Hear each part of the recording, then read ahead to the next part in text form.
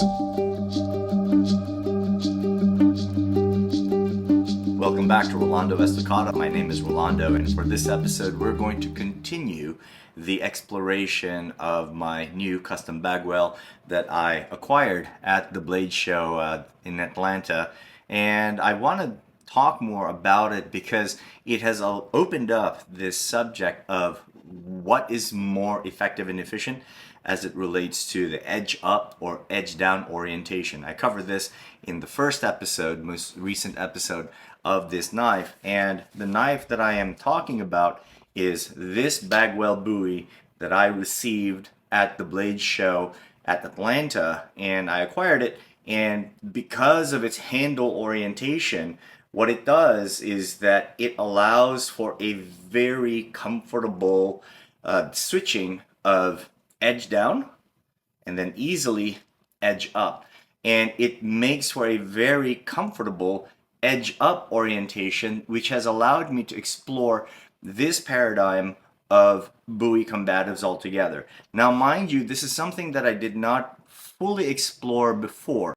I was first exposed to it in the early days of my Bowie combatives training, and it was actually quite effective in sparring. Now, full transparency for you, it wasn't effective for me, but I was on the receiving end of it from one of my classmates, and I'm going to demonstrate to you later in this video how he made this effective. Do we play with it in terms of the edge down, which I will call the conventional, or edge up, which is in many ways, I would say, a little more innovative, and it's because it's just not something that you see very often, and it's not often taught. I'm not sure exactly why. Maybe it's because its real features come out when it is in an edge down orientation. But I'm happy to share some of my insights with you. When we are looking at, let's say, a more conventional Bagwell Bowie knife like my Damascus here, so because of the handle orientation, which is quite standard, what you'll see is that when I have it in an edge down orientation, and the fact that the handle is in a pistol grip and somewhat circular, it can snap cut and back cut with absolute aplomb. However, when we turn it in an edge up orientation, the fact that this pistol grip goes in an upswept manner, the alignment of it isn't really completely correct. I don't know if you can see it, but there's an angle here between my wrist and the guard, so it doesn't completely align. So in many ways, when Bill was creating these Bowie knives, he didn't necessarily favor the edge up orientation. He was far more in favor of the conventional Bowie backcut flow. However, with the new blade that I have here, also from Bagwell, I've had to re-explore it only because the handle itself makes it very fluid and very effective when I'm transitioning in terms of my practice from one blade orientation to another orientation.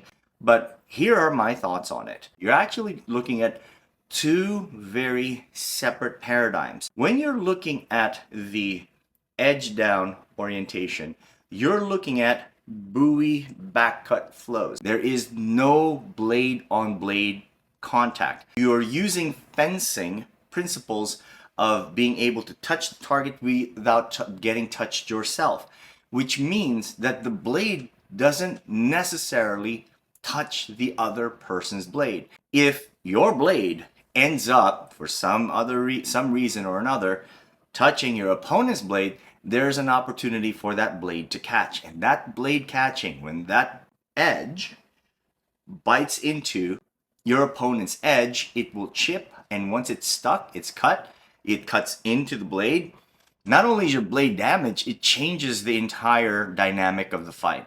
So the Bowie backcut flow, the standard orientation, the edge down orientation, I believe was designed so that the bladesman or bladeswoman will avoid blade on blade contact at all costs.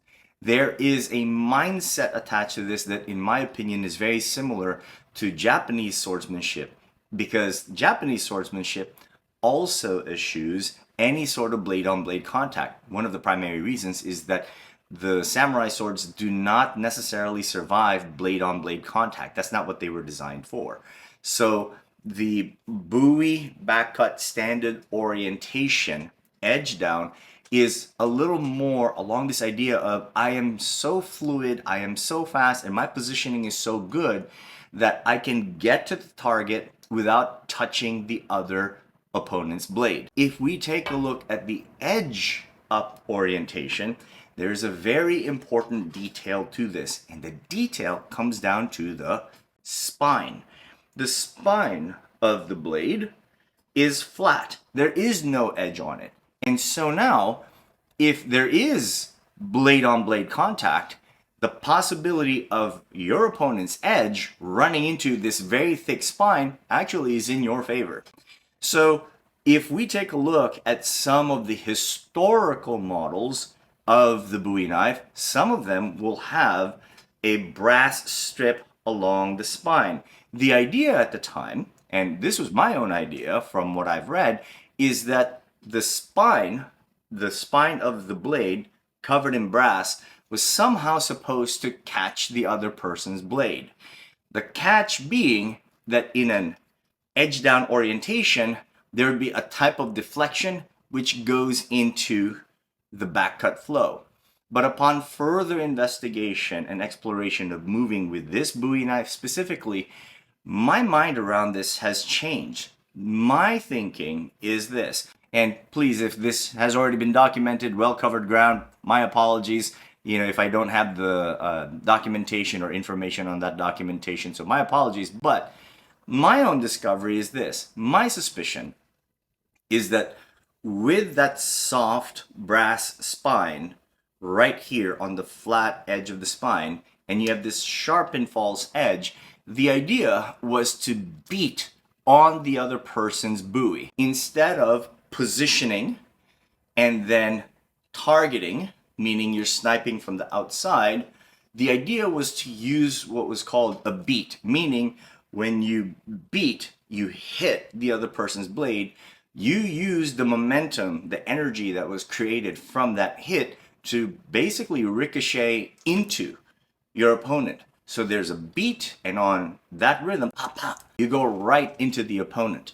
So we are using the spine of that blade, and in historical models, a brass spine, which is soft, which will then cut into the blade itself of your opponent, meaning his edge could potentially, if he swung this way and it caught, that edge could get stuck into the brass spine, at which time you can use your strength to kind of hold him and then proceed from there. So what does this mean? It means that there are two paradigms in place when we're talking about the Bowie knife, which makes it now, in my opinion, a far more complicated and a far more complex tool than I had first imagined. The first one is going to be edge down, no blade contact, pure fluidity, and you're looking at positioning, footwork to get you through the fight. That's the idea. However, if you switch to this edge up orientation, this now behaves more in term, it's more like, dare I say it, more like a Filipino martial arts tool. And if you take a look at it, it's almost shaped like a gunting. Almost. Being able to hit with the spine, their blade, or their hand, or their limb, and off of that kinetic energy, bounce off into the target. So now this moves more linearly, smaller circles, but more linearly because it allows you to block and hit, versus the edge down orientation where it's a little more fluid, more evasive, and then through footwork and positioning, I can take the shot into the opponent. I'm more than happy to demonstrate this for you. Thank you for sticking around. I hope you enjoyed this video. The first Bowie we're going to be looking at is the fantastic Bagwell, Ontario Hell's Bell. I love revisiting this production Bowie because it is actually one heck of a Bowie. Moves really well. You see that I'm moving with it with a backcut flow in the conventional edge down orientation. The thrust look good, the range looks great, the snap cut looks really good, and even with some minor inquartadas, you see how well it moves, how fluid it is. it is one heck of a buoy. If you can pick up one, really do it, because the Ontario Hell's Bell is really awesome.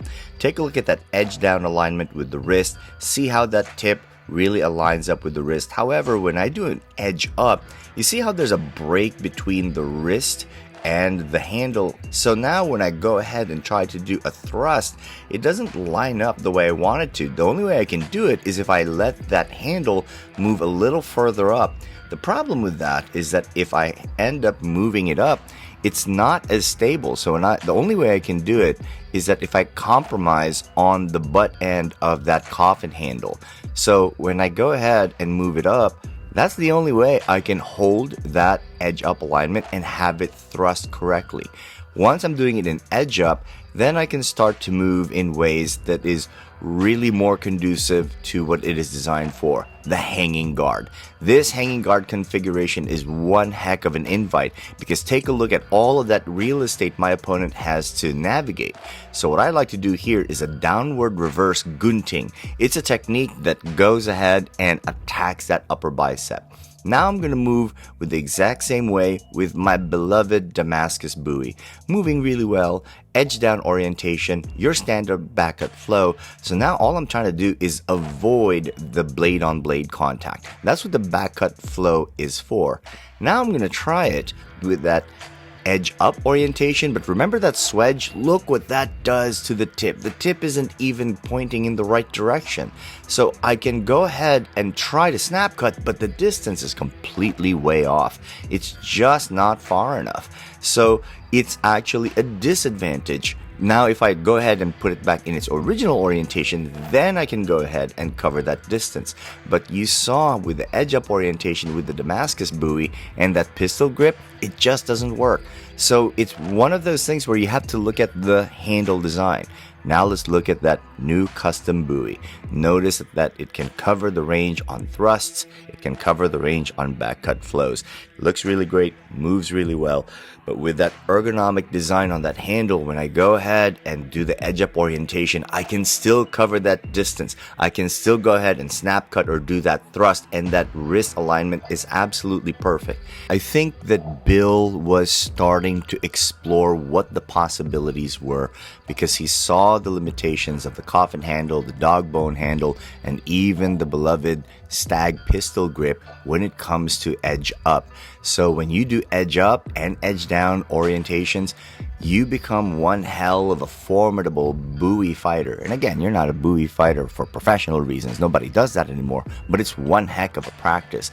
So take a look as I move with this, the freedom that it has. I can now explore this hanging guard posture, completely inviting, but now I occupy that entire center line vertically, and I really occupy it. Now I can launch thrusts, I can launch these short back cuts, and every time that you try to move into that line, there's a downward gunting that cuts into the bicep, cuts into the delt, or cuts into the forearm, and follows up with these nice fluid counterattacks that changes the distance and changes the angles of attack. So it's a very different curriculum altogether, and it also allows for blade on blade contact, because remember, that thick spine can actually break into those edges, which are really narrow, but that thick spine can actually create that ricochet that we were talking about.